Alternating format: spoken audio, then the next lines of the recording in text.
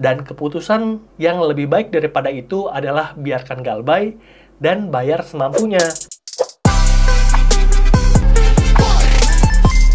Kamu tahu nggak tentang kasus kriminal yang diakibatkan oleh pinjaman online?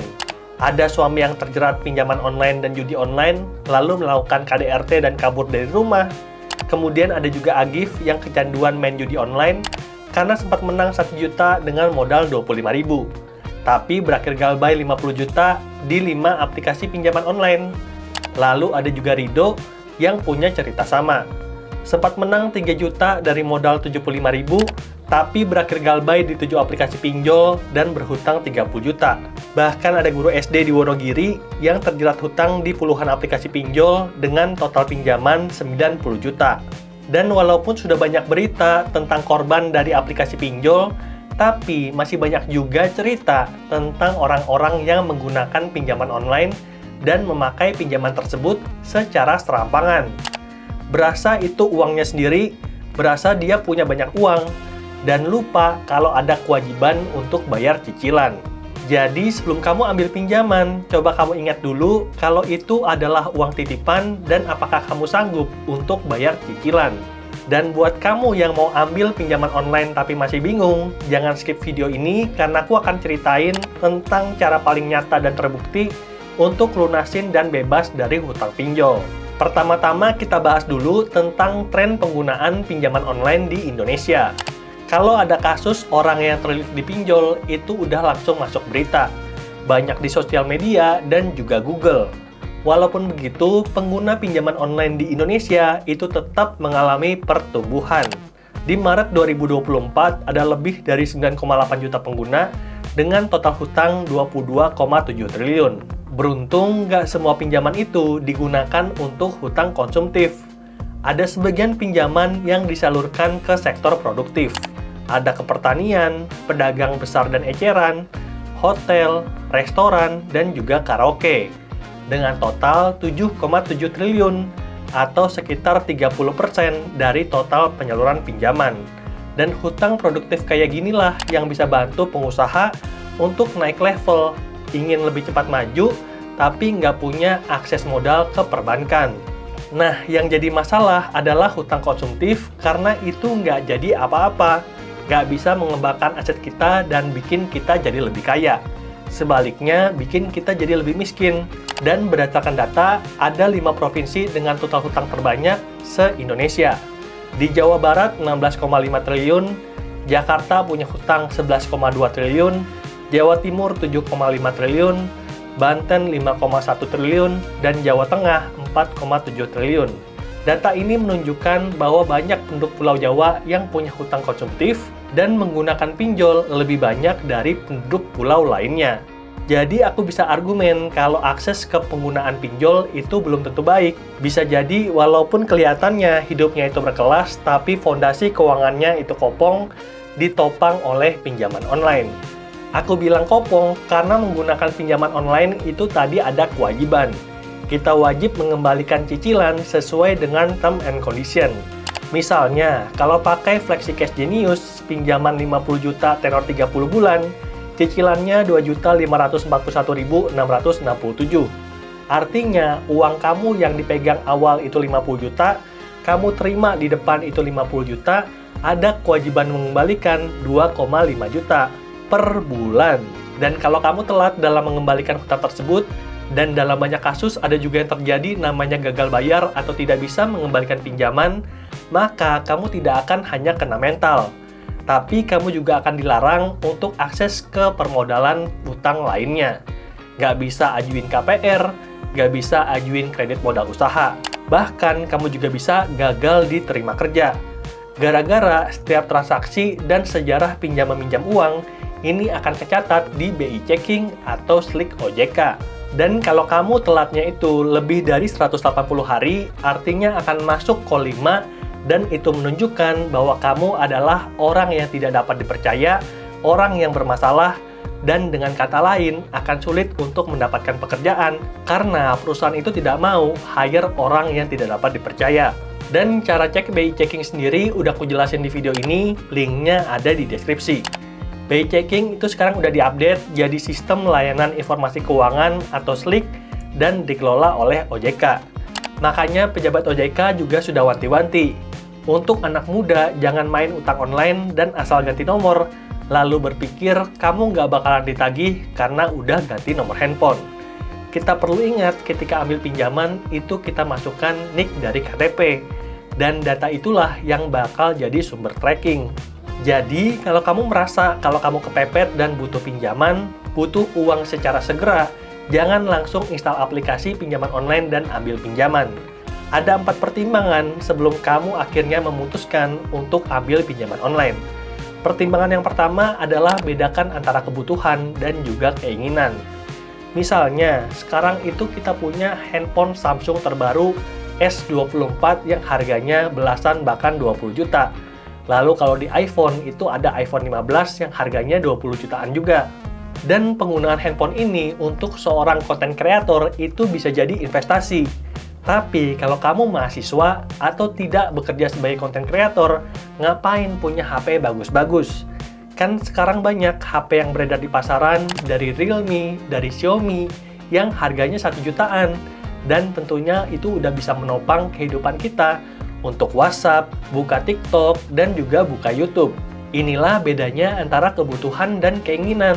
Kita butuh handphone, tapi handphone yang seperti apa? Kalau yang basic kan ada yang 1 jutaan. Kalau cari yang punya fitur bagus, itu tergantung pekerjaan. Apalagi kalau kamu nggak punya uang, ngapain dipaksakan? Lalu contoh lain, misalkan aku punya kedai kopi dan nggak punya uang untuk perpanjang sewa kontrak. Nah, aku bisa ambil pinjaman online untuk modalin sewa kontrak dan nanti diganti dari pendapatan kedai kopi tersebut. Jadi sah-sah aja untuk pakai pinjol selama kita bertanggung jawab.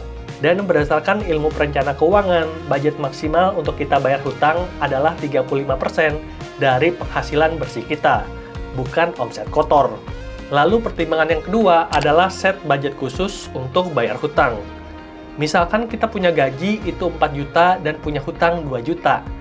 Nah, 2 juta ini kan 50% dari gaji kita dan lebih dari tadi rekomendasi pembayaran hutang yang 35%. Jadi kita bisa bagi pembayaran hutang itu jadi cicilan 2 kali. 1 juta di bulan sekarang dan 1 juta lagi di bulan depan. Dan dengan begitu, proporsi gaji untuk bayar hutang cuma 25% dan kita harapkan spending lain kita tidak terganggu, kos bisa tetap aman, makan bisa tetap aman, transportasi bisa tetap aman. Jadi kalau kalian punya hutang, bisa bagi ke maksimal 35%. Lalu pertimbangan yang ketiga adalah pahami kontrak pinjol sebelum mencairkan pinjaman.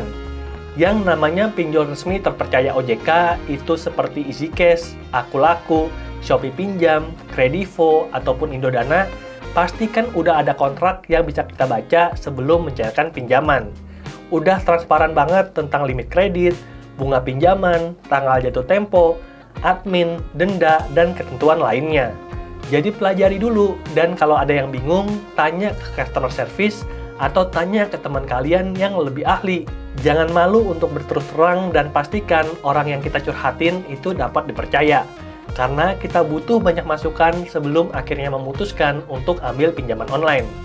Jangan sampai kita ambil pinjaman yang lebih dari kemampuan. Lalu pertimbangan yang keempat adalah lunasi hutang itu tepat waktu. Kalau kita punya hutang, pastikan kita mampu dan ingat tanggal jatuh temponya. Sekali kamu telat, bakal lebih sulit lagi untuk melunasi hutang tersebut. Karena hutangnya makin lama makin bengkak. Admin tambah banyak, denda tambah banyak, bunga tambah banyak, dan bisa jadi nanti total cicilannya dibandingkan dengan penghasilan kita bisa jauh lebih besar sehingga kita nggak bisa nyicil sama sekali. Dan keputusan yang bisa lebih buruk lagi daripada itu, kejebak satu pinjaman online, kejebak satu pinjaman bank, itu adalah gali lubang tutup lubang. Artinya ambil pinjaman di aplikasi kedua untuk nutupin hutang di aplikasi pertama.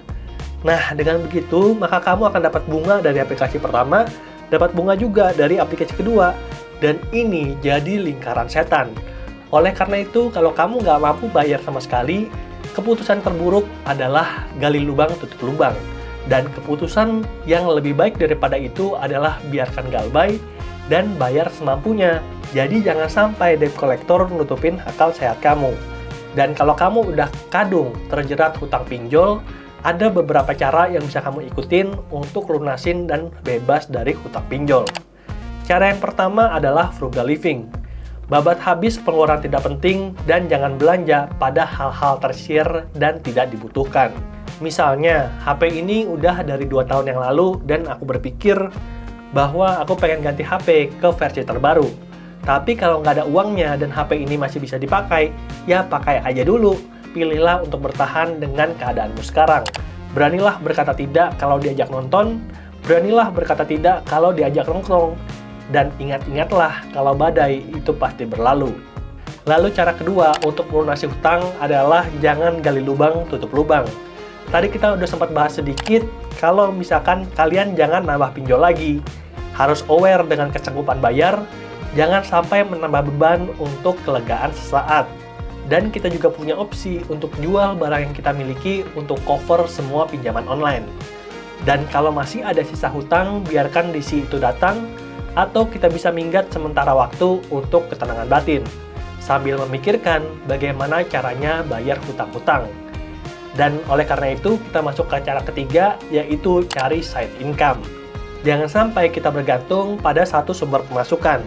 Memangnya kamu mau uang bulanan kamu, gaji bulanan kamu, hasil kerja keras kamu 1 bulan, semua dipakai untuk bayar cicilan? Itu kan memang kewajiban, tapi kan kita harus ada ekstra usaha untuk keluar sebagai pemenang. Kita harusnya sudah sadar dan bisa menghitung berapa sih cover cicilan, berapa sih biaya hidup, dan minimal pendapatan, dan kita juga bisa mencari side income untuk mempercepat keluar dari keadaan. Dan memang ini suatu cara yang sulit untuk kamu yang sanggup bertahan dalam kemiskinan. Mungkin memang kamu itu ditakdirkan untuk hidup miskin. Orang-orang yang tetap berjalan di jalan yang sama, padahal kondisinya sudah berubah, itu ditakdirkan untuk jadi miskin. Orang-orang yang pengen keluar dari kemiskinan harus punya extra effort, menambah pendapatan, agar mereka bisa keluar dari hutang lebih cepat, dan setelah itu keluar jadi pemenang. Misalnya sekarang, habis kemarin investasi di pabrik es, aku juga coba bikin TikTok affiliate dan Shopee affiliate.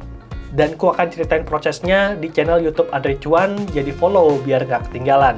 Atau kalau kamu pintar masak, bisa buka catering kecil-kecilan.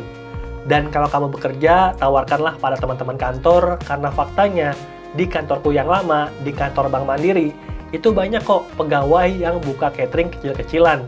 Dan setelah aku tanya-tanya, ternyata pendapatan dari catering itu lebih daripada gaji mereka. Yang awalnya mereka kepepet, akhirnya mereka tahu potensi dari dalam diri mereka. Dan kamu tenang aja, yang namanya pengadaan catering kecil-kecilan di kantor, itu bisa tanpa modal. Kita bisa pakai sistem konsiasi, yaitu penitipan dari pengusaha yang punya rumah makan, dan sistem pre-order. Atau kalau kamu punya kemampuan untuk menulis, kamu bisa daftar sebagai penulis skrip di channel Andre Cuan, dan email ke andre.cariuang@gmail.com. Apapun side income, apapun pekerjaan sampingan yang kamu pilih, pastikan kamu bekerja keras, dan kalau kamu ada ide kerja sampingan lain yang mungkin berhasil dan kalau bisa tanpa modal, boleh bagikan juga di kolom komentar. Dan sebelum kita tutup videonya, aku mau kasih quote dari orang Jawa, Gusti Boten Sare. Tuhan tidak pernah tidur, Tuhan itu melihat usaha umatnya. Semoga videonya bermanfaat dan sampai jumpa di video berikutnya. Bye!